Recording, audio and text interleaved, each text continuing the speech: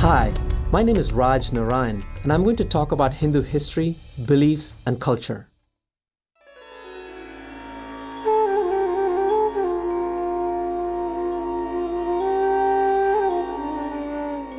Hinduism is the oldest living religion in the world and the third largest.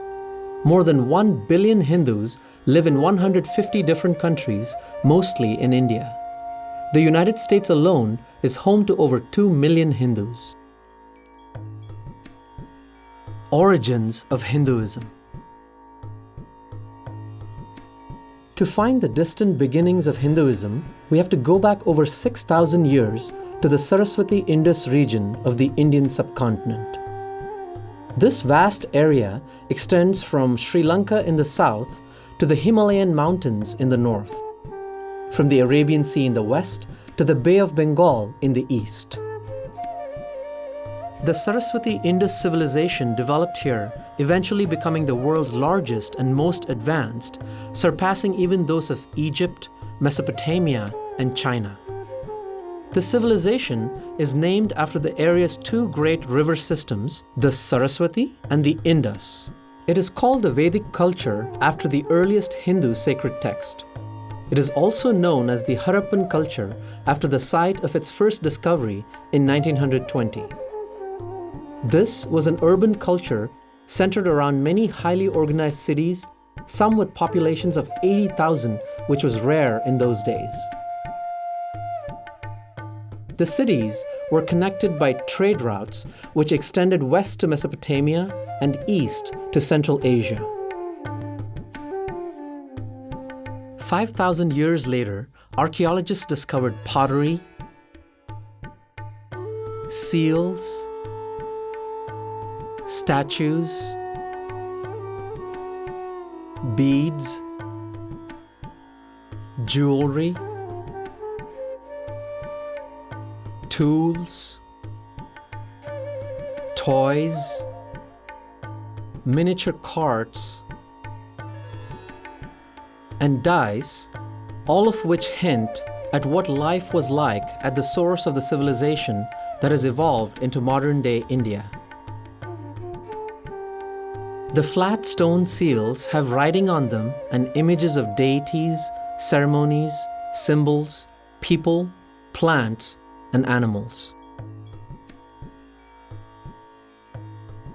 Even though writing was widespread among the people, we have not deciphered it yet.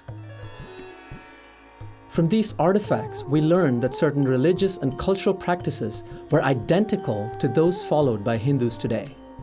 One seal shows a meditating figure that scholars link to Lord Shiva, while others show the lotus posture used today in Hatha Yoga.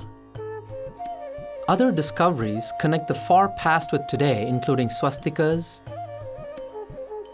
statues of the Mother Goddess, worship of the Shiva Lingam, fire altars that show the ceremonial practice of Vedic people who are also known as Aryans, sacred baths, priests, sacred animals, and symbolism in the performing arts. You must be familiar with the traditional greeting, Namaste. Here is a small clay statue portraying the same. And this statue shows a woman with red powder in the part of her hair. Married women even today observe this same custom. As the Saraswati-Indus culture declined when the river dried up around 2000 BCE, many people migrated to more fertile places in eastern and central India, especially along the river Ganga and also beyond the subcontinent.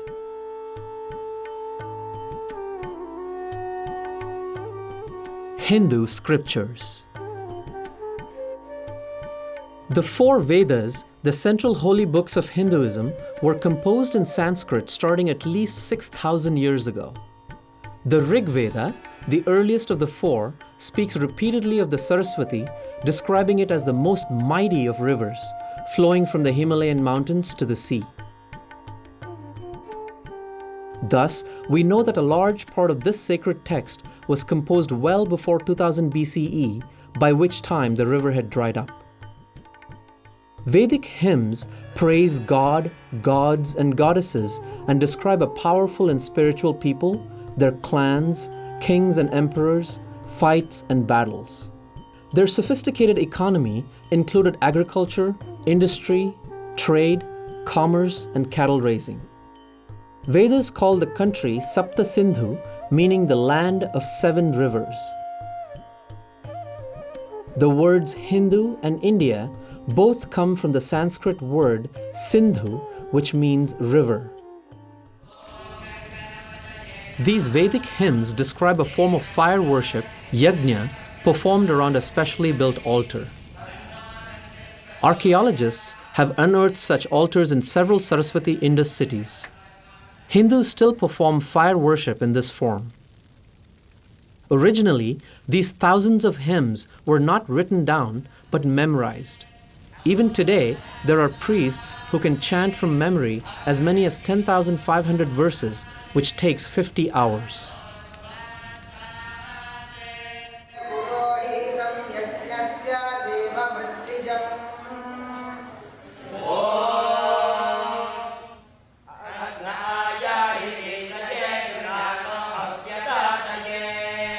There are dozens of other sacred texts that Hindus revere, including the Puranas and the writings of illumined sages. The epics Ramayana and the Mahabharata are traditional histories of India and storehouses of Hindu heritage. The Ramayana is the story of Lord Rama, 7th incarnation or avatar of Lord Vishnu and his divine wife, Sita. The Mahabharata is the world's longest epic. It is about a massive war in ancient India between cousins fighting for the throne of a great kingdom. A central episode called the Bhagavad Gita is a dialogue between Commander Arjuna and Lord Krishna, the 8th incarnation of Vishnu, on the day of the battle. The Mahabharata remains one of the most widespread scriptures in the world with its dominant message of justice. Hindu sacred music, dance, drama, and the arts draw heavily on these two literary epics.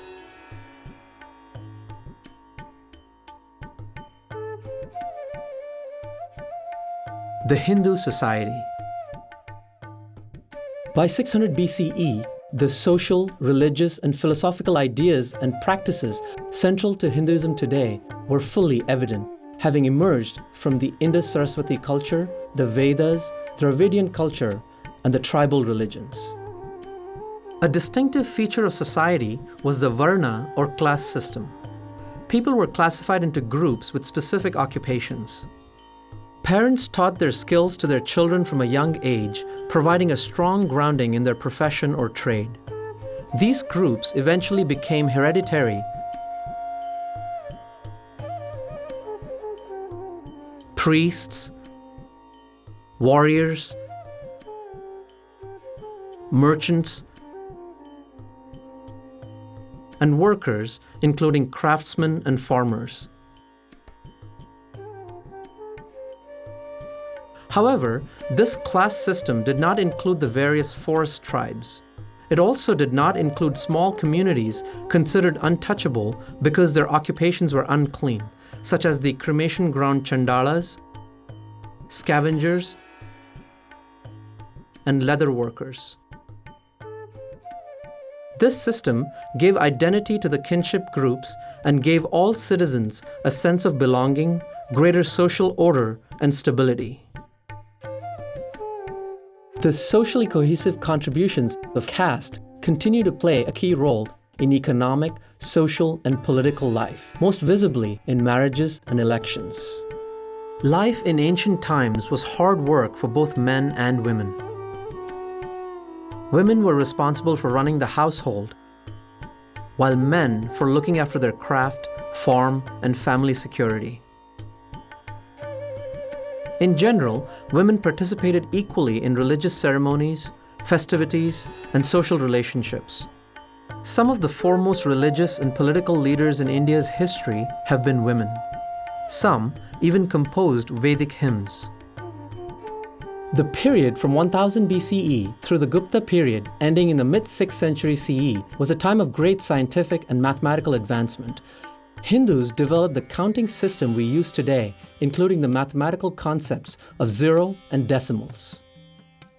Indian astronomers knew that the Earth orbits the Sun, and they calculated the length of a year with amazing precision. Medicine was so advanced that doctors were performing complex surgeries not equaled in Europe until the 18th century. India was the foremost supplier of steel to the world. In 400 CE, its foundries created an iron pillar which even stands today and has never rusted.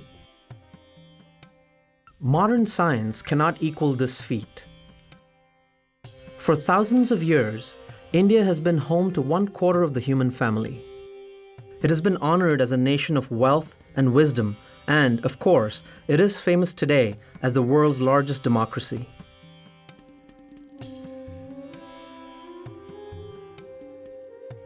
Hindu beliefs, practices, and saints.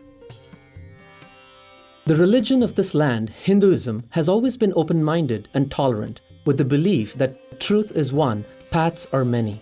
Thus, Hindus respect all other religions. Hinduism is the only major religion that worships God in both male and female form, as well as with and without any attributes. The original Sanskrit name for Hinduism is Sanatana Dharma, meaning eternal religion. Most Hindus believe in a supreme God, many gods and goddesses, spiritual worlds, the divinity of the soul, dharma, karma, reincarnation, God realization, and liberation from rebirth.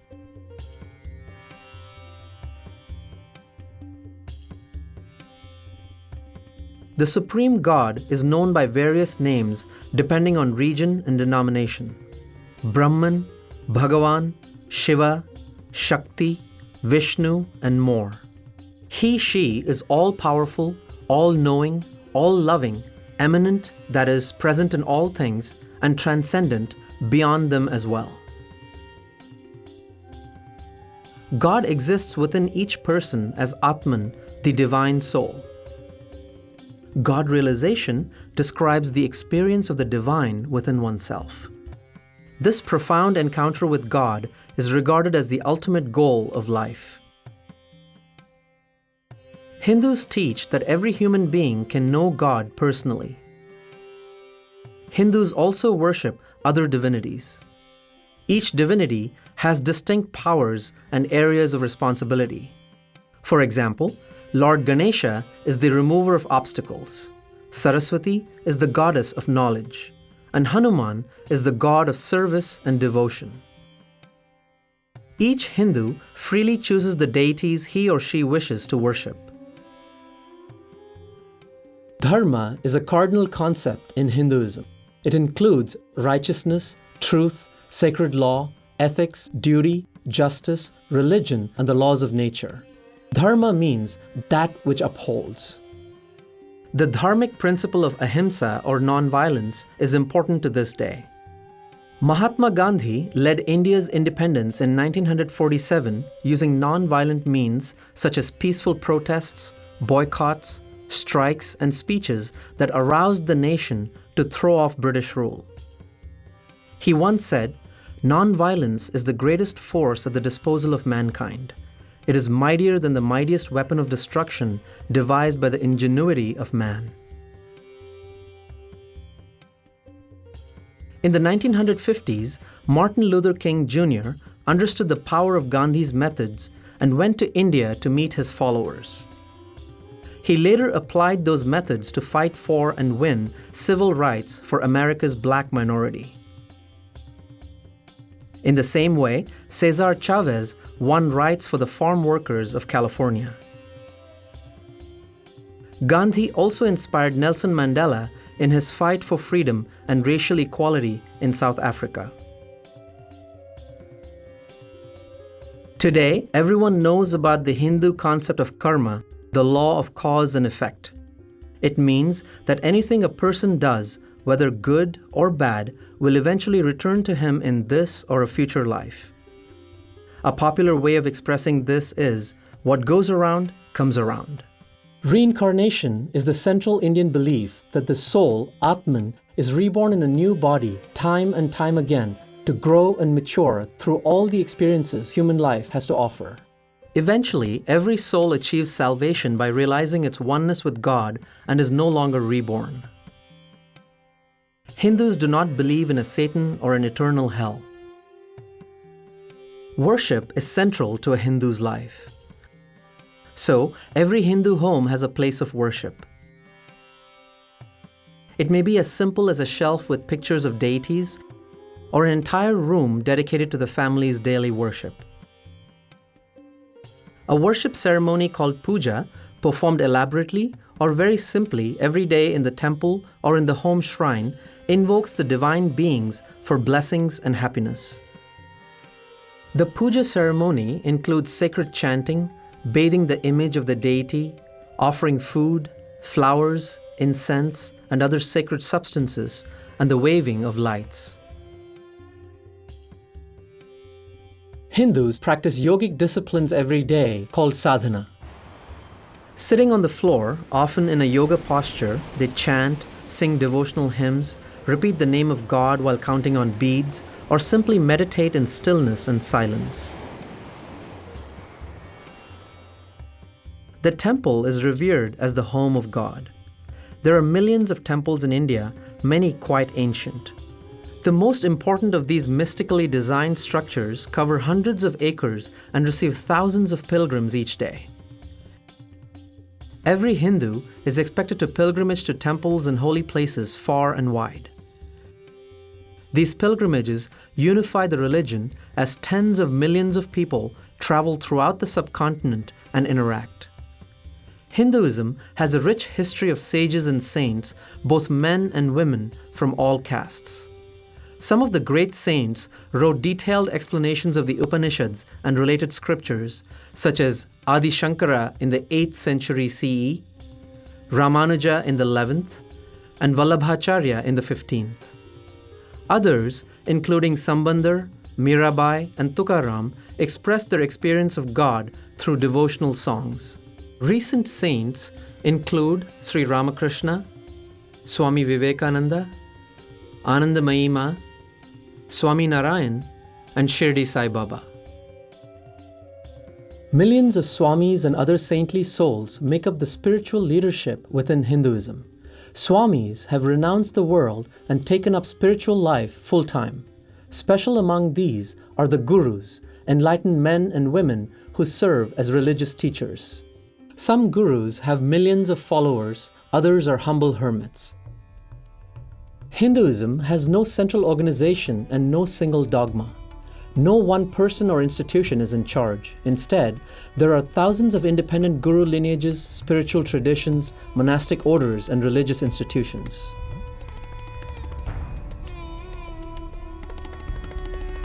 Hindu festivals. Hindus love festivals and enthusiastically celebrate many holy days each year.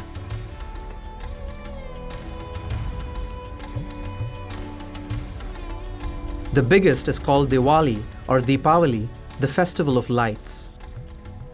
This 5-day event, held around the new moon in October or November, celebrates the victory of good over evil, light over darkness. Thousands of small lamps, including traditional clay oil lamps, are placed everywhere, and fireworks signal hope for mankind. It is a national holiday in India and in many countries with large Hindu populations. Barack Obama was the first US president to celebrate Diwali in the White House. Dia, and wish you all a happy Diwali and a Saal Mubarak. So,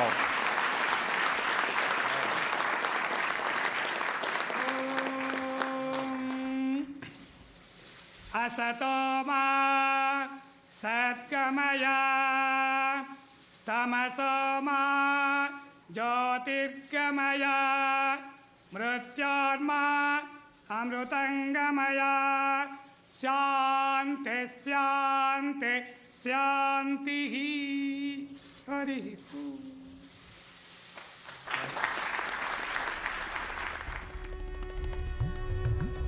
One special festival, the Kumbh Mela, takes place every 3 years at 4 sacred river sites. The 2013 Kumbh Mela was held at Prayag, which is modern-day Allahabad, in northern India. During the 6 weeks, 130 million people pilgrimaged there from all across India and the world. On one day alone, 30 million pilgrims were present. It was the largest human gathering ever held on earth. Hinduism has persisted for thousands of years because the dharma, faith, and culture have instilled in each Hindu a unique and strong sense of identity, family, and spiritual purpose. It endures because it is a dynamic religion which gives complete freedom of practice, accepts that there are many ways to worship God, and provides festivals, temples, pilgrimages, gurus, and scriptures to illumine the path, thereby celebrating life itself. We hope that this documentary has increased your understanding of Hinduism and its history.